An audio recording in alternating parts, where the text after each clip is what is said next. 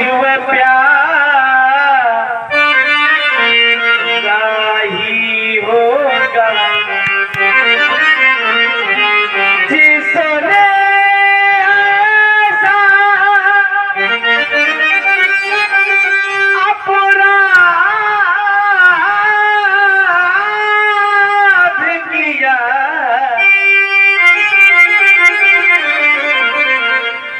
वो ही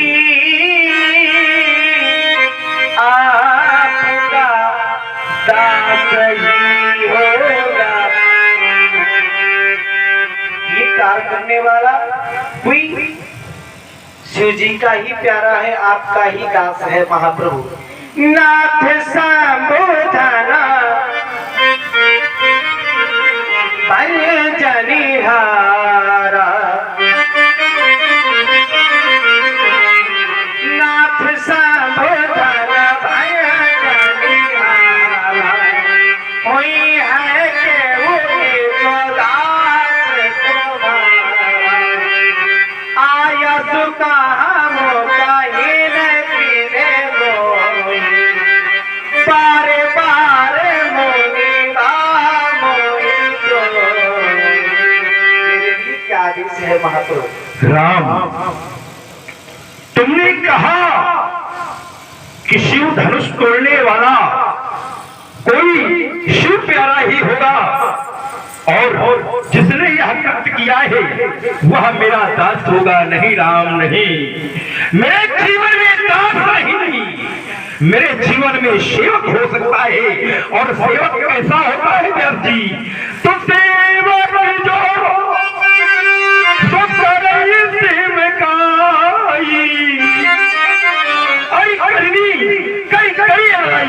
अगर वो सेवक होता तो उसने सेवकाई का कृत्य किया होता। राम, यह कृत्य जो उसके द्वारा हुआ है वो सेवकाई का कृत्य नहीं है। वो कृत्य कैसा है? तो वह धनुष तोड़ने वाला कौन है? उससे एक ही संबंध है हमारा। सुनो राम, जय शिव धन तोड़ा साहस बाहु संग सो रिप मोड़ा। और तुम्हारे द्वारा कहा गया कि मेरे लिए आदेश, तो तुम्हें यही आदेश है राम कि जिसने शिव धनुष तोड़ा है और तुम्हारे माध्यम से इस समस्त समाज को भी यही आदेश है कि सो बेगाम बिहारी समाजा न तुम्हारे चाहिए सब राजा। या तो धनुष तोड़ने वाला समाज से विलग हो जाए या समाज उसे पृथक कर दे। और अगर ये दोनों गुण नहीं हुए तो फिर निश्चित रूप से नहीं बचेगा कोई भी महिपाल भूपाल। लेकिन कब अगर दोनों क्रियाएं नहीं की गई तब तो राम आज सब मारे जाएंगे। महाराज, आपकी एक घोषणा सुन के सभी लोग चले भी गए। देखिए, जो इस समय जाग रहे हैं तो निश्चित रूप से वह भगवत भक्त ही हैं, क्योंकि यह ब्रह्मवेला का मुहूर्त और इसके अंतर्गत माता लक्ष्मी भी कहती है कि जिस ग्रह में ब्रह्म मुहूर्त में शयन किया जाता है मैं वहां निवास नहीं करती, चाहे वो मेरे पति नारायण ही क्यों ना हो। तो अच्छी बात है, शुद्धि लोग हैं, संख्या में कम है और अच्छे पुष्प हमेशा कम ही मिला करते हैं। तो जो है शुद्धि समाज है, इन्हीं के मध्य में क्रम।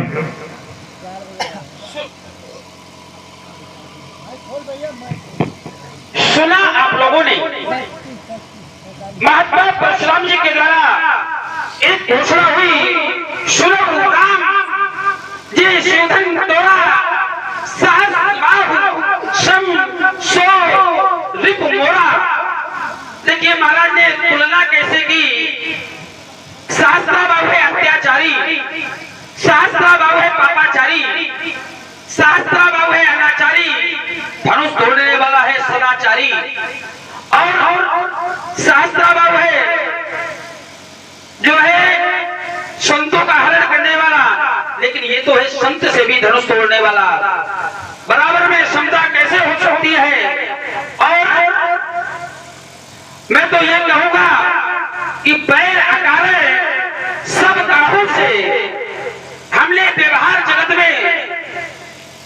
चीजें देखी है।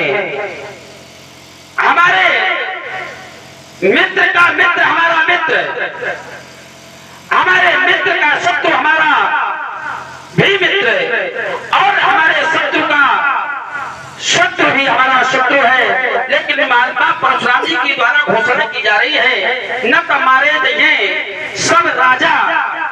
तो मैं ये जानना चाहता हूँ सब राजा कैसे मारे जाएंगे। अभी तो महात्मा परशुराम जी अवतार कोट में आते हैं। मीन कमठ शूकर नरहरि बामन रूप परशु उपधरी अवतार कोटि। अगर अवतार कोट के द्वारा साधु सताए जाएंगे तो मैं पूछना चाहूंगा न्याय होगा या अन्याय होगा। क्योंकि महात्मा परशुराम जी के आने से दुष्ट जन प्रसन्न हो रहे हैं, लेकिन साधु जन परेशान है, ग्रसित है, मन पछताए। सिया महतारी अब विधि सबरी बात बिगाड़ी, यहाँ तक कि माताएं भी परेशान हैं। और महात्मा ने घोषणा कर दी कि मिथिला कोई साधारण नहीं है। पूर्ण नारी सुभग सुचिसंता धर्मशील ज्ञानी गुणवंता। अरे यहाँ तो धर्मज्ञ है। और देखिए किसी को धनुष टूटने से प्रसन्नता मिल रही है और किसी को धनुष टूटने से कष्ट हो रहा है। लेकिन महात्मा परशुराम जी अवतार है। अगर अवतार कोट की बात देखा जाए तो ये अनर्थ है। देखिए मैं एक अवतार कोट का आपको एक उदाहरण दे रहा हूँ, छोटा ही होगा। अवतार कोट का एक उदाहरण है। एक बार एक कालखंड में एक अवतार अपने सहयोगी के साथ भ्रमण करने के लिए जा रहे थे। प्रातः काल का समय था और नित्य नैमित्य क्रियाओं के लिए उन्होंने अपने कंधे से धनुष और बरदस को निकाला और जो हाथ में बाण था बाण को भूमि में गाड़ दिया।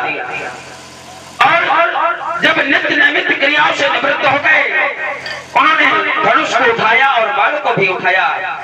और जैसे बाण को उठाया तो उनका ध्यान बाण की नोक में चला गया। बाण की नोक में रक्त लगा हुआ था। अवतार ने कहा कि बाण के नोक में रक्त लगा हुआ है, निश्चय ही कोई ना कोई है यहाँ। और जब उन्होंने वहां की मिट्टी हटाई देखा कि एक जादूर बैठा था मेढक। तो अवतार ने कहा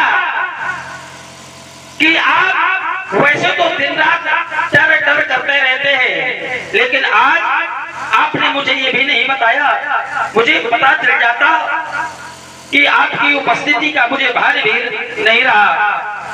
तो मेढक ने बड़ा सुंदर उत्तर दिया, बोले महाराज जब ये संसार के जीव सताए जाते हैं तो आपकी याद आती है, और जब आपके द्वारा कष्ट मिलेगा तो बताइए किसकी याद करेगा।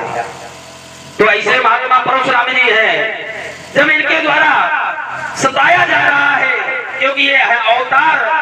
और किसी कालखंड में अगर अवतार के द्वारा अगर कष्ट मिला हो तो सभा का बैठा हुआ एक एक व्यक्ति प्रमाण दे सकता है। तो क्यों नहीं महाराज से मिलना चाहिए। प्रातः स्मरणीय पूजनीय महामना प्रणाम। और बाबा जी सब ठीक है? शुभ आशीर्वाद। वो तो है। राजकुमार लक्ष्मण देखो कितना धीठ बालक है। बाबा का हमारे धनुष टूटा पड़ा है गुरु।